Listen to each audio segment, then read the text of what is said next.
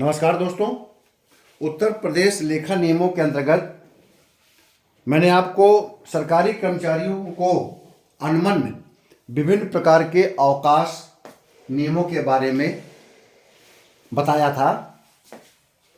आज मैं कुछ ऐसे अवकाश नियम हैं जो विशेष अवकाश नियम हैं और यूजीसी के द्वारा विश्वविद्यालयों पर लागू किए जाते हैं, क्योंकि विश्वविद्यालय से संबंधित प्रश्न आएंगे तो हो सकता है कि ऐसे कुछ विशेष लीव के बारे में, अवकाशों के बारे में आपसे पूछ ले। पिछले 2 वीडियो में मैंने सहायक प्रोफेसर, सह प्रोफेसर और प्रोफेसर की नियुक्ति के संबंध में चर्चा की थी।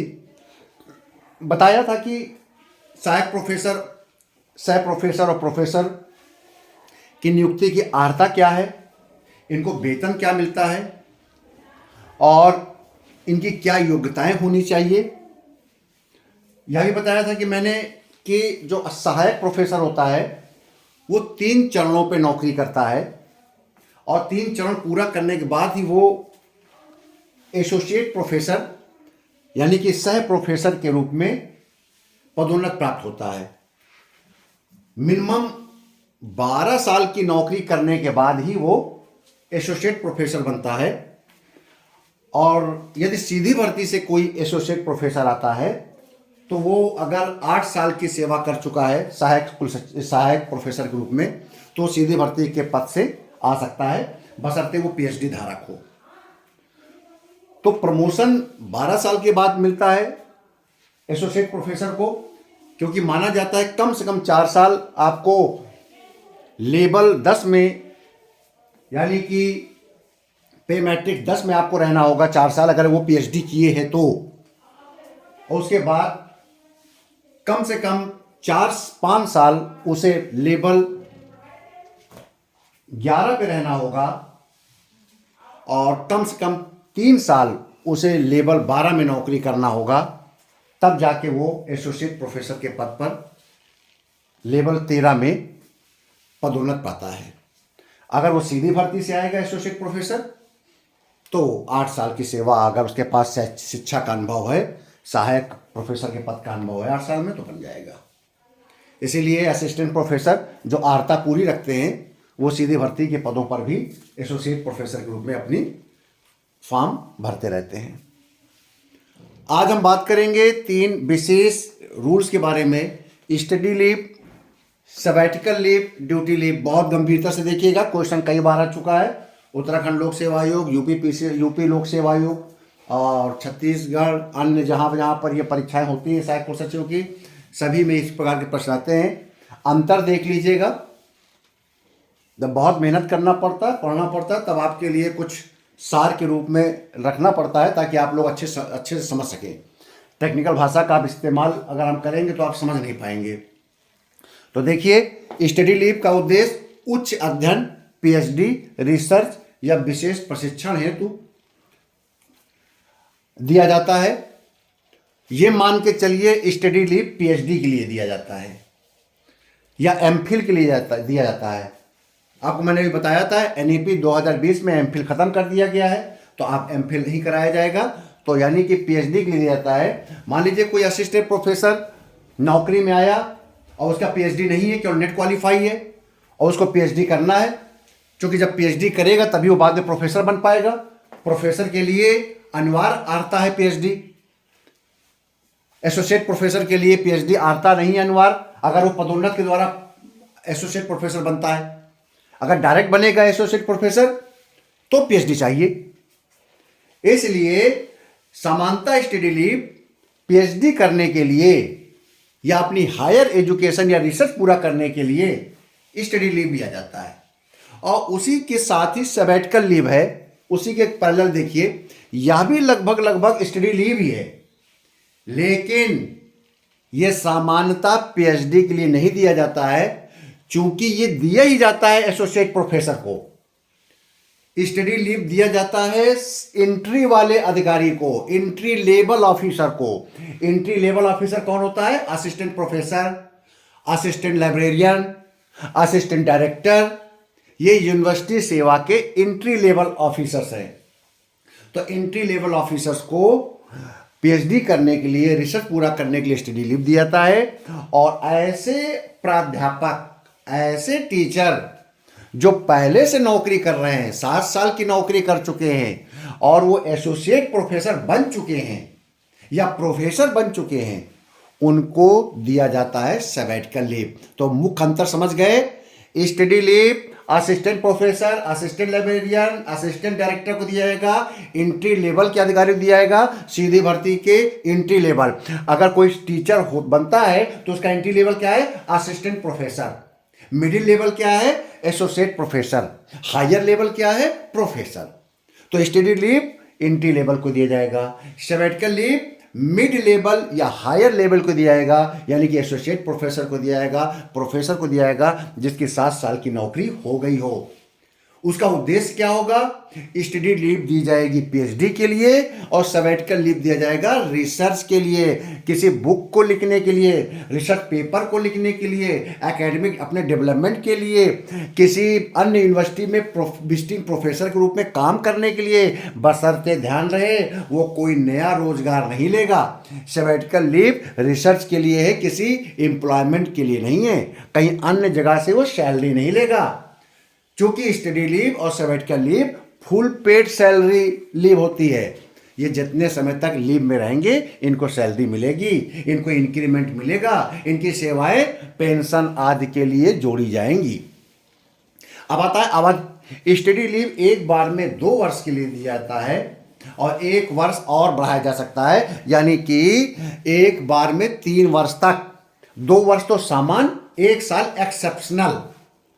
अगर पूरी नौकरी के दौरान कह दे तो पूरी नौकरी के दौरान 2 बार आप स्टडी लीव ले सकते हैं, लेकिन टोटल कुल मिलाकर पूरी सेवा में 5 साल से अधिक नहीं होना चाहिए।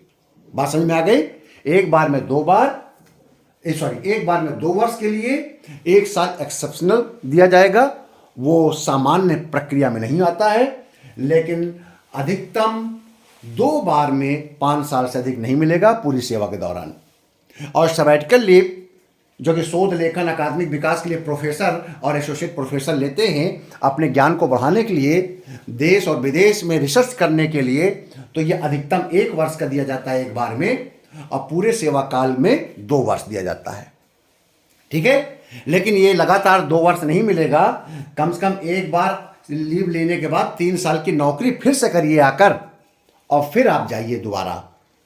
ठीक है? वेतन पूर्ण वेतन मिलता है दोनों स्थिति में, स्टडी लीव और सैबैटिकल लीव में।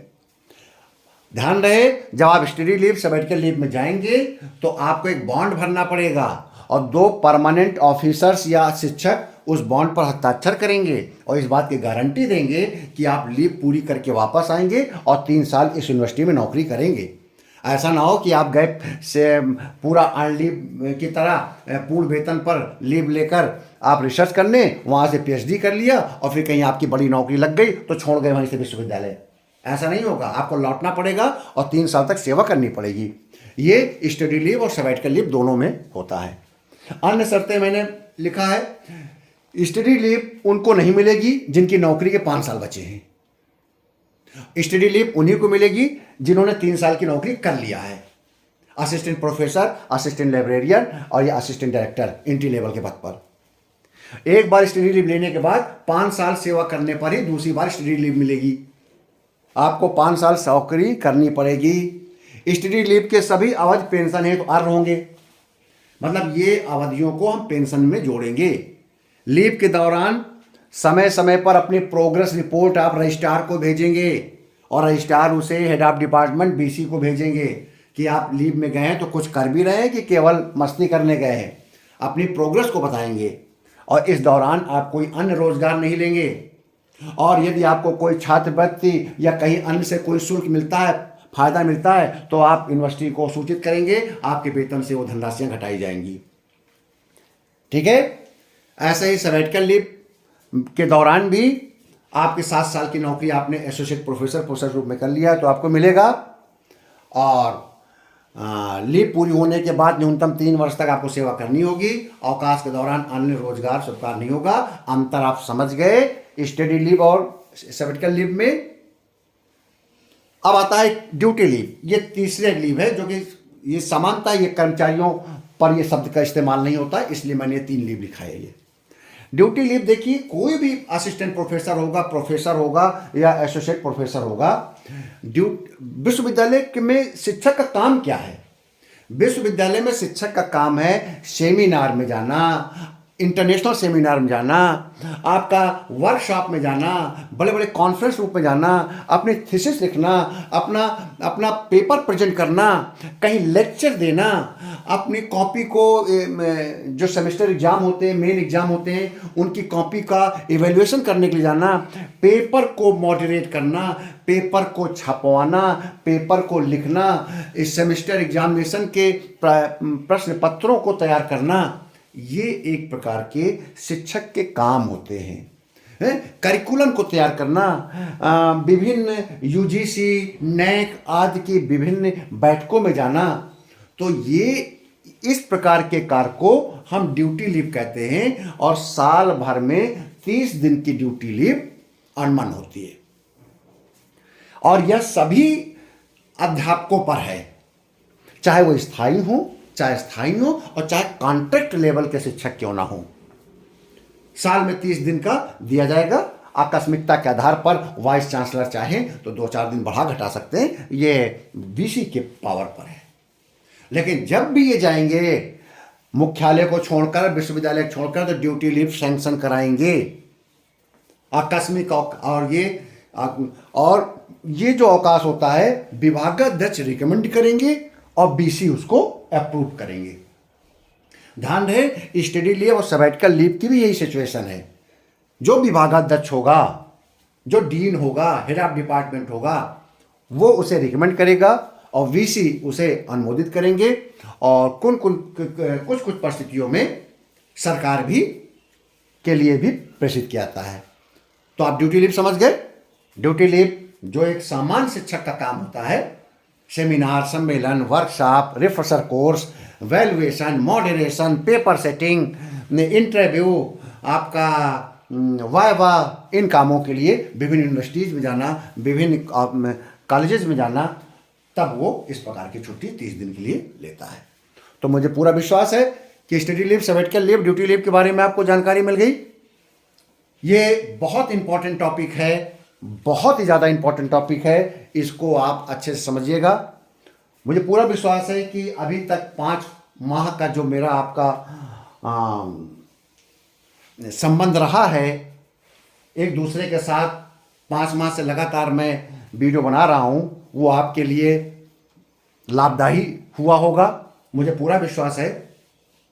और मुझे लगता है कि इससे आपको अगर कुछ भी फायदा मिलेगा तो उससे मुझे ही आत्मसंतुष्टि होगी।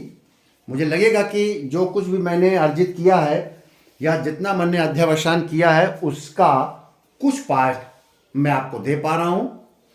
अगले वीडियो में इससे रिलेटेड जो भी क्वेश्चन सहायक कुल सचिव की परीक्षा में आयोग के द्वारा पूछा गया होगा उस पर हम चर्चा करेंगे, जिससे कि आपको प्रश्नों के उत्तर, इस पूरे लेक्चर से जो जो प्रश्न बन रहे हैं वो प्रश्नों के उत्तर लिखने में आपको आसानी हो। जैसे पिछले 2 वीडियो मैंने सहायक प्रोफेसर, सह प्रोफेसर और प्रोफेसर के बारे में विस्तृत चर्चा किया, उससे बहुत क्वेश्चन बनेंगे। कुछ और लीव के बारे में क्वेश्चन अध्ययन कर लेंगे, यूजीसी के नॉर्म्स के बारे में अध्ययन कर लेंगे या डिस्कशन कर लेंगे, तो आपका विश्वविद्यालय से रिलेटेड कोई भी प्रश्न होगा वो आप आसानी से कर लेंगे। कभी कभी विश्वविद्यालय से रिलेटेड कोई उनके कार्यालय से रिलेटेड रजिस्ट्रार कार्यालय, परीक्षा नियंत्रक कार्यालय या गोपन कार्यालय ऐसा कुछ लिख कर आ जाए और कहे टिप्पणी कीजिए, तो आप घबराइएगा नहीं। आप इनके बारे में वही सब लिखिएगा जो आप अपने सरकारी कार्यालय में देखते हैं। कार्यालय की प्रकृति सभी विभागों में, सभी इंस्टीट्यूशन में एक जैसी होती है। ये मत सोचिए कि अगर रजिस्ट्रार कार्यालय लिख के आ गया तो आप टिप्पणी करिए तो आप सोचें कि यार ये रजिस्ट्रार कार्यालय पता नहीं क्या काम करता हो। रजिस्ट्रार का कार्यालय भी वही काम करता है जो आपका कार्यालय करता है। वह भी अवकाश देता है, वही भी वेतन पंजिका बनवाता है, वह भी आपके सभी प्रकार के डाक प्राप्त रजिस्ट्रार, डाक निर्गमन रजिस्ट्रार, ये जितने प्रकार के रजिस्ट्रार, जितने प्रकार के पत्रावलियाँ होती हैं वो सब संरक्षण करता है। आप पूरी कहानी वही सब लिखेंगे। ठीक है, चलिए दोस्तों हम बाद में बात करेंगे। अभी आप 3 प्रकार के लीव के बारे में आपको जानकारी मिली। आपका अभी तक का हमारा आपका साथ कैसा रहा इस पर आप टिप्पणी कीजिए, कमेंट्स कीजिए, और आपको अब अभी कौन कौन से टॉपिक पर लगता है कि ये पेपर में आ सकता है ये टॉपिक, उस पर जरूर टिप्पणी कीजिएगा। समय बहुत कम बचा है, आज 16 तारीख है, 28 का महीना है, तो मात्र 10 से 12 दिन आपका है। क्योंकि 26-27 के बाद आपके वीडियो आना बंद हो जाएंगे, क्योंकि आपको 2-3 दिन अपनी पढ़ाई को कंसोलिडेट कंपाइल करने में लगेगा। तो उस समय नई चीज़ों को आपको नहीं बात करूंगा, बल्कि सामान्य या मोटिवेशनल कोई अगर वीडियो डालना होगा तो डालूंगा। बहुत बहुत धन्यवाद।